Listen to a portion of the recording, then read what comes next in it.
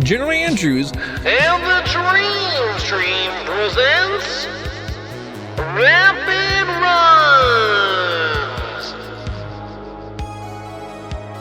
Runs! Jink.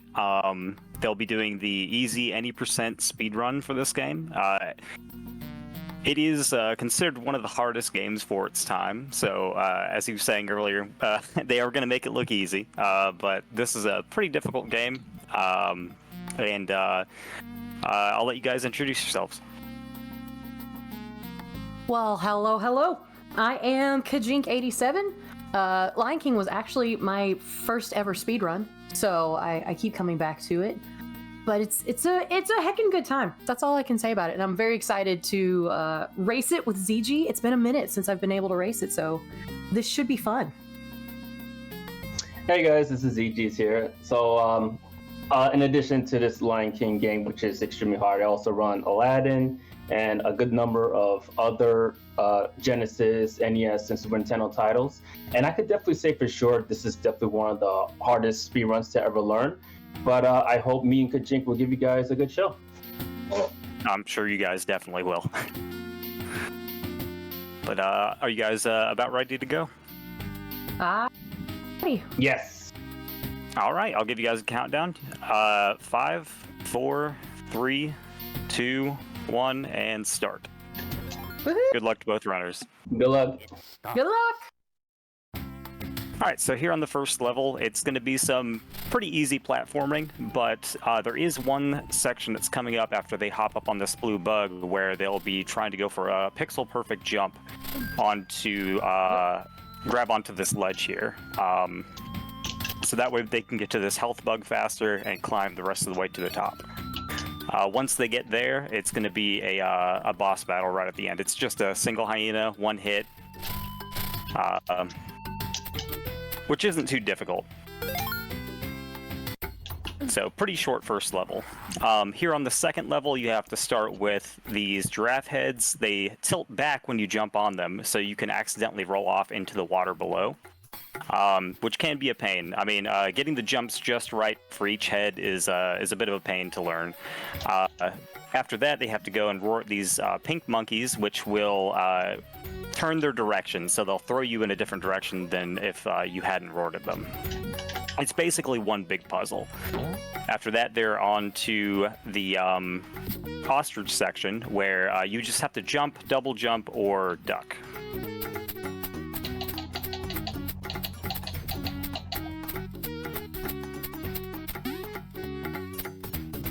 And the ostrich throwing you from its back, and you can continue on from there. This little section with the hippos and giraffes, it's not too difficult to get, but there is danger there of falling into the water. I'm also bad at grabbing the tails. If I miss the initial jump, I will fall in the water, and it will be a bad time. Yeah, it can be very difficult to determine if you're gonna land on that tail sometimes. The hitboxes in this game are notoriously bad. True.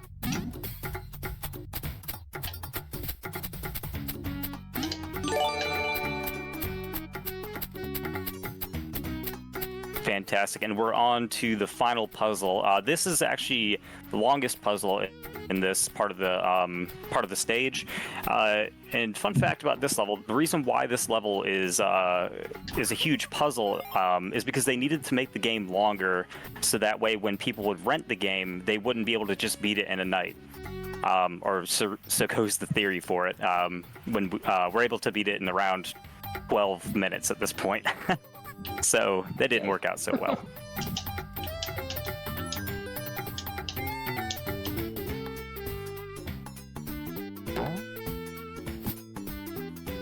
This is like the most boring of the speedrun levels, though. It Like, is. casually, it's Absolutely. a hot mess, but it's so boring for just the speedrun. Now we're rolling into the elephant graveyard.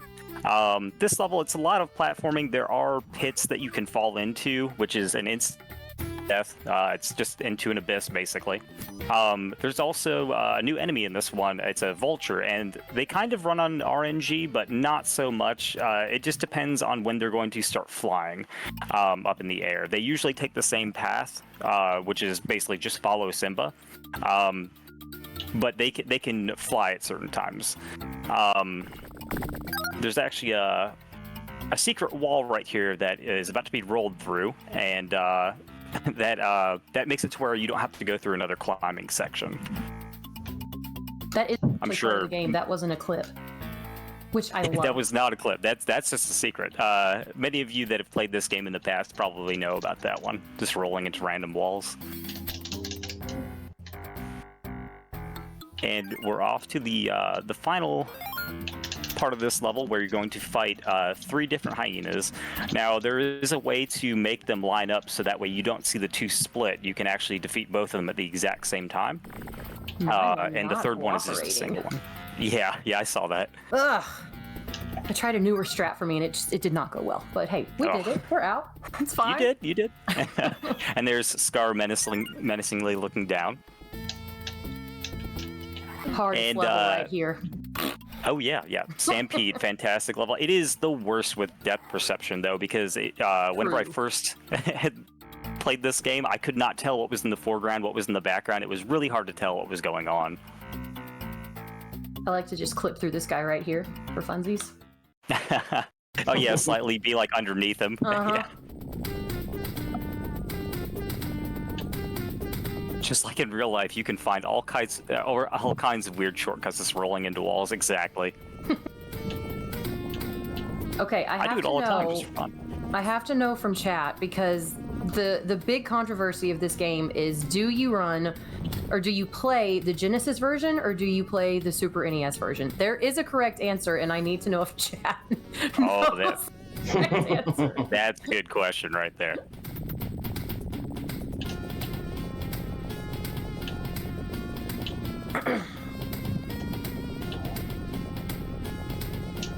Sounds like a trap.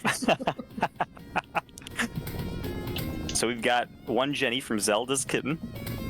Atta girl. Genesis only from KRS-One. Ooh. I'm not sure how to pronounce your name, but Akari Lux only played the Genesis version. Gentaxis Genesis. So it looks like we got a lot of Jenny in here. I do not see a single SNES one. What do you like better? But You've run both, right? Yeah, I prefer the Genesis. Same here. Overall, the Genesis version. Good. So in this level, we're actually going to be doing a bunch of clips through the floor. This level just has so many holes in the floor where you can just slip right through rocks as a lion does. Yes, exactly. It just in nature, you have lions just slip through rocks. It happens. Yeah. So this is one of the hardest clips in the game, is to get through that final rock on the bottom level. And it's like a pixel perfect jump, basically. It is extremely difficult to get that one. There's 2 versions of it, actually, where you can get through with a long jump, or you can get through with a really short hop, and it'll kind of like just slide you through. Now we're here on Hakuna Matata, which is a fantastic level visually. But there's one part that I'm sure many of you know that is coming up, which is called Waterfall. What they're going to be trying to do here is something called fast waterfall, where we're climbing up in a certain pattern, because these logs always fall in the same pattern, so you know what's going to be coming up next. Because it's not RNG, it's always the same. And that was really good. Got up there pretty quickly. And off to the ape fight here. The ape fight is actually pretty easy overall. You just have to get into the air before the ape actually lands completely and sits down. If he lands and sits down, he'll, like you saw there, smack back at Simba and try and just smack him into oblivion. If you can be in the air before he sits all the way down, he has no chance to hit you. He is much nicer on perfect. Genesis than SNES, Oh, yes. I must say. Like, I hate the ape in SNES, but he's my favorite character in the movie. So I believe, if I remember right, that was a cut scene or cut in part of the movie that they just couldn't add due to time constraints. Yeah. So what I think happened is like they were making the game and the movie at the same time, and so the movie producer said, "Hey, this is going to be part of the movie. Make this." And then they did in the game, and then they decided, "Oh, just kidding. We're not going to do that." Just kidding. Left it in the game, didn't have it in the movie. Whatever. So you can see now we're finally adult Simba. He's grown up right after Hakuna Matata, and he's got a few new attacks. He's got his swipe, he's got a maul attack, and he's got like an upright swiping attack. You'll see that one be performed probably later on. So when you jump and swipe, that allows you to gain a little bit of extra height. So you can actually avoid having to climb up ledges, which saves actually quite a bit of time. I believe it's like a second and a half, half a second to a second and a half, somewhere in there. With all the ledges we have, it's a lot. It is a lot of time. This level is deceivingly difficult. It looks super easy, and you feel like you're not losing any time, but the more that you have to climb up these ledges, the more time you lose. So right here, this part is very notorious. It has many ledges, one after another, and you try to avoid having to climb up each one. And right at the end, there is something called that we call a boulder skip, and you're trying to do 5 inputs very quickly to make him grab up onto the ledge to be able to climb up without having to go get a boulder that's further away. It is an extremely difficult trick to get, but it is well worth learning. Okay, so here in Be Prepared, this is actually my favorite skip of the game because it skips 90+% of the level. I hate this level. It's a fantastic level. If you're playing casually, it's a terrible level, but speedrunning it is great. Oh yeah. When I learned the skip, I was like, oh my gosh, yes, please. Because I tried to play, just the game casually before I started speedrunning it. And it took me literally all my lives, all my continues, and possibly a save state to just beat this one level. Oh, yeah. And so when I found that, I was like, oh, I'm never going back. Never again. Never going back. I refuse to run like the no major glitches category because I will not play this level in its entirety. I ran the no major glitches a couple of times. It was a lot of fun. It was a good experience, but at the same time, there's nothing like skipping the entire level. So good. So I didn't have a chance to mention it, but when we get to see ZG get into this level, I will explain the skip on how it works, or try my best to. You've been seeing these skips where they're roaring at these leopards and flipping them to go through the spawner, which shouldn't normally happen. What you have to do is kill all of the leopards, and I believe there's 5 of them. You have to kill them one after another, and then Rafiki comes out and gets rid of the gates, or the spawners, so you can continue. But we're just going to say nope, and we're just going to skip right on past that. It's kind of the same concept for doing the Be Prepared skip. We're attacking the leopard 5 times in a specific way to get him to die and fall through a wall, and then we flip him after he's in that wall to flip through the wall. Hopefully I explained that well enough. I think so. It's a little... Oh, I'm sorry, go ahead. No, you're good. Keep going. Okay. I was just saying, hopefully that does... It sounds confusing to me, but at the same time, I hope it works. So here in this level that Kajink is currently in, it's a lot of just basic platforming. Just you have to go through each. It's like a maze. You have to go through certain doors, and if you go through the wrong door, you could end up back at the beginning of the maze. So the path isn't too hard, but it does take a little bit of time to learn. You have to kill each enemy in each room to be able to get out of the room to be able to use any of the doors. So that basically just takes up a lot of time just trying to kill all the enemies. We have setups so that way we can try and quickly get through each room. So here we are on the final level. So you have to face Scar 3 times in this level. Each time that you face Scar, you have to attack him a little bit more. So the first time it's 2, second time it's 3 times with the small Lingua. The third time, I believe it's 4 attacks, and you have to do a flip at the end. And she's about to perform a I don't even know if we have a name for this skip, but it's basically the skip getting up to Scar 3. What she did there was she jumped from that platform and did a swipe jump to be able to climb up onto a ledge that we shouldn't normally be able to get to. Scar is being mean, but it is almost time Oh, yeah. for me. And He's time. GG. Thank you. Stick run. Yeah, I was gonna say Scar. A lot of the time, I don't know who's doing it, but somebody is rubbing Vaseline all over Scar because he is just as slippery as can be. He is a slippery boy. Yes.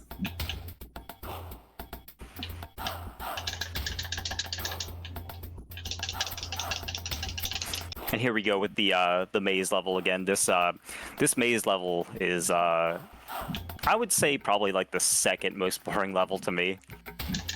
Yeah, once you figure out the path. Although I will say it was fun figuring out like how to like group up the hyenas, like when you got like the 3 stacks and the 2 stacks. I like to call it them having a sleepover. Oh yeah, so yeah. It's very fun to figure out, the fastest way to get them all together to have a little party.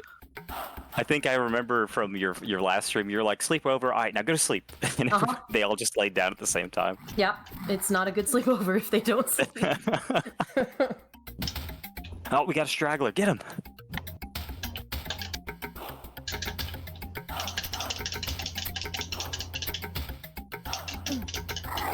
And so this hyena that ZG's currently at, this one is a glitch kill. So when he runs up to the edge, you can actually grab onto that final ledge at the same time and take him out in a glitch kill. It'll just, for some reason, he'll act like he's getting attacked as you're climbing up, and you can just take him out. There's no special skill involved with it. It's just literally land on the ledge and take him out. Hey. Oh, they are being feisty for ZG. They are. That's what I was about to say. All right, here we go with Pride Rock again. So this mauling attack is basically the way that you have to take care of Scar. You can't just swipe at him. You have to just hop up on him and just scratch the heck out of him. ZG, do you do the Scar skip in the Genesis version? I try to. I really do. I can't go for it. It's above my pay grade. I can't do it. Scar skips are pretty hard to learn, but once you get them, once you know the setup, it is a pretty fun skip to get. So to explain the Scar skip, basically how Scar is getting down, like he's being attacked right there, where he's just like, get off me. You can actually swipe at him when you're about to land on him, and he'll go into that mode. And if you start running, he'll continue to get attacked for some reason. I'm not entirely sure why this happens,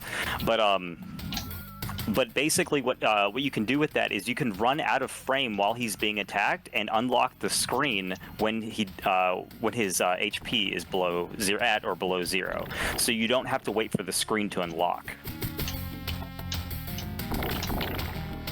Oh, that is some bad lightning RNG right there.